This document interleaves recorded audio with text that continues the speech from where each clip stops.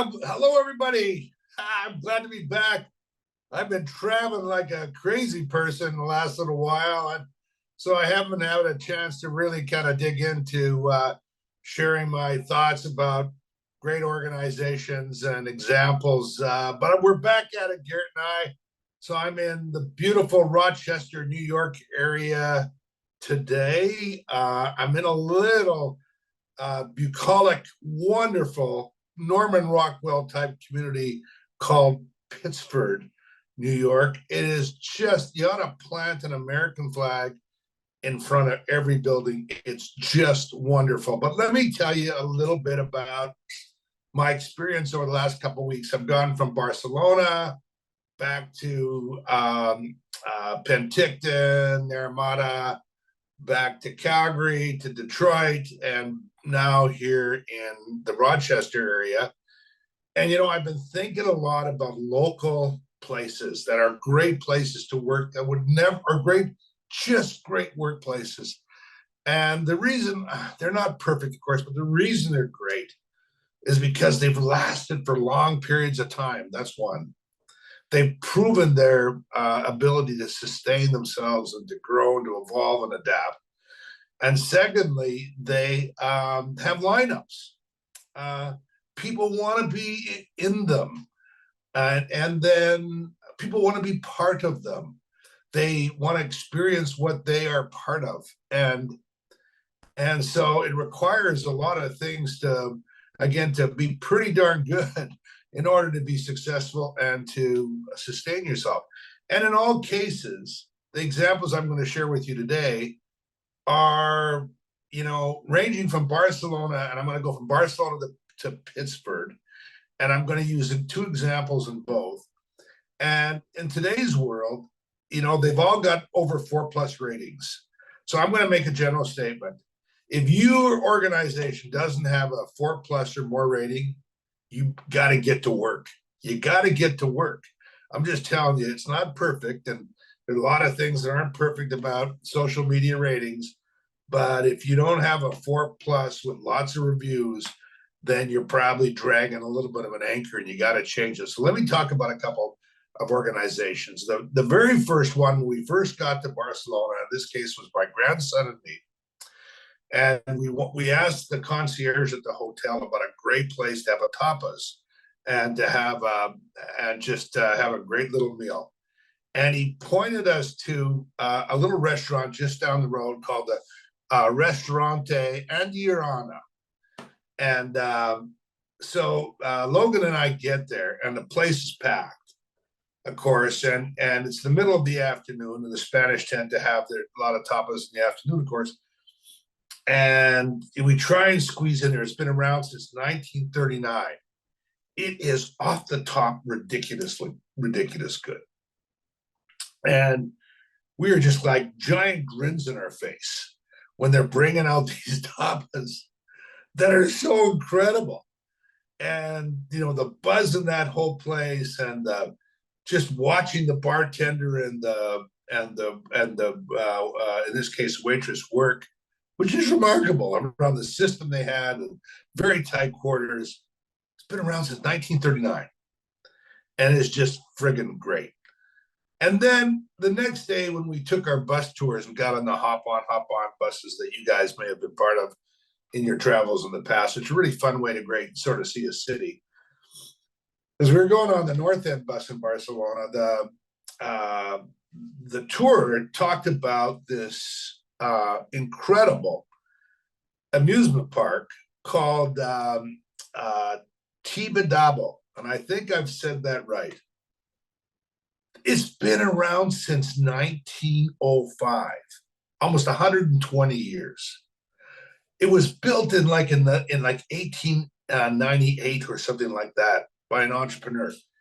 Can you imagine that amusement park? It's got 2 giant roller coasters. It's got a number of other rides. It's been around through world wars, through all kinds of different, through all the crazy kind of government situations that the Spaniards have gone through. It's gone through all that and is thriving today.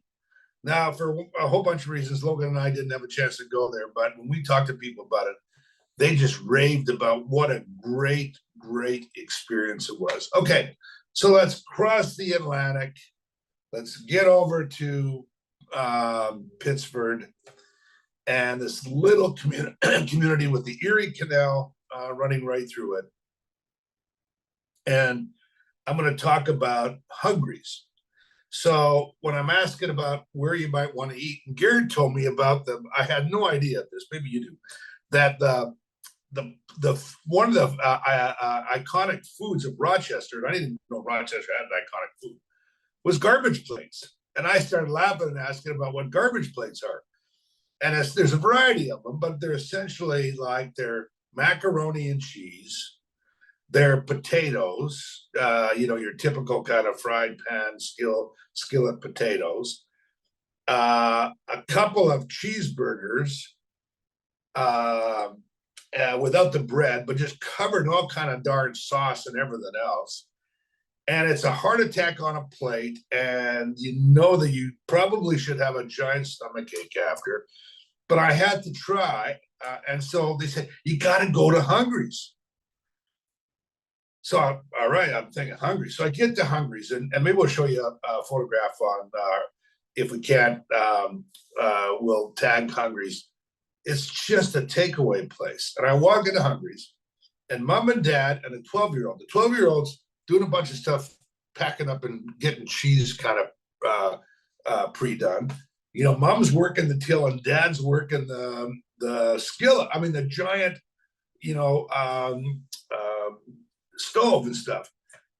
And they've been at it for 17 years, just the three of them. I mean, longer than the little guy, obviously, but they wake up every day. And I asked about the garbage plate, and there's this fun experience about getting the garbage plate. In the meantime, everybody else is walking in and ordering all this kind of just, big hot dogs and everything else. It is just a fun place. And the interesting thing is that when I asked people where I should go, everybody mentioned Hungry's. You got to try Hungry's. And it's like iconic there. And again, over 4.0 rating. People, in fact, I think they're like a 4.5 or 4.6 for just, takeaway food. But it's not just takeaway food. It's a full experience. It's like an experience that you want to be part of. And you want to stand there and take your picture outside the place, right? And it's and everybody's and they're very friendly. They want to know where I was from and how I got recommended. And now here's the cool thing: there's no place to eat in there because it's a takeaway place. But where you eat is at Thirsties, right next door. Thirsties. Now here's Thirsties. Thirsties been around since 1971. There's no sign on or no indication that Thirsties is a bar. It's a dive bar. And it's ranked as one of the best dive bars in New York, in the whole state. And they don't care if they put a sign on it, but every local knows about Thirsties. I mean, literally, when you go in there, it looks like a mashup of your senior citizens home, golfers, and every possible kind of mix are squished into this bar. I go into the back, and it's this incredible patio with Adirondack chairs, of course, and big shade tree.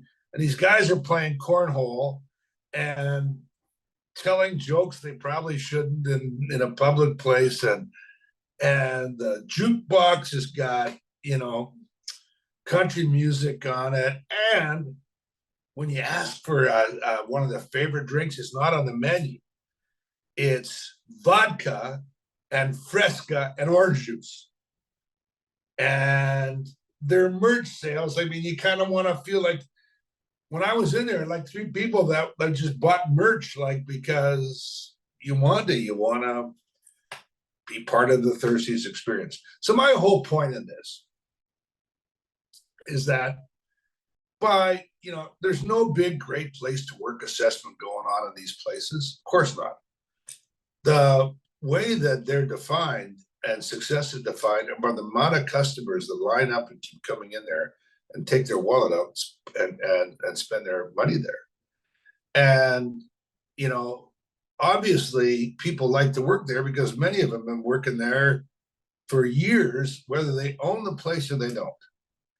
And one of the reasons why you like working there is because when you give the experience to customers, you give value and give them overall a really good experience. People leave and you know what you've done, that people leave and feel good about it. And, you know, I don't care if you're running a giant tech organization, an insurance company, a bank, a pharmaceutical company, a construction company, you name it.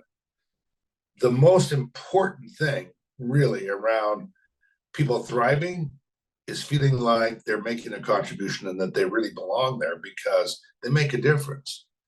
And that they wake up and go to work and give value to the people that are receiving their service. So whether it's a garbage plate or it's a, you know, software program or it's a fix to something or you name it, that's how we thrive. That's how people line up and to get more of what we have to offer. So I'm going to tip my hat to the thirsties, the hungries, and the Andianos and the Tibetabos and all those wonderful organizations that are local, that become part of that local fabric, that people want to line up and be part of, and to experience. Please do more of that. We need more of that. You set the example for some of our bigger organizations that sometimes lose their way about brands. Be better than a 4.0. Make sure that people want to line up for what you have to offer, and you'll be a great place to work. And you'll be a place like Thirsties or Hungries or you name it.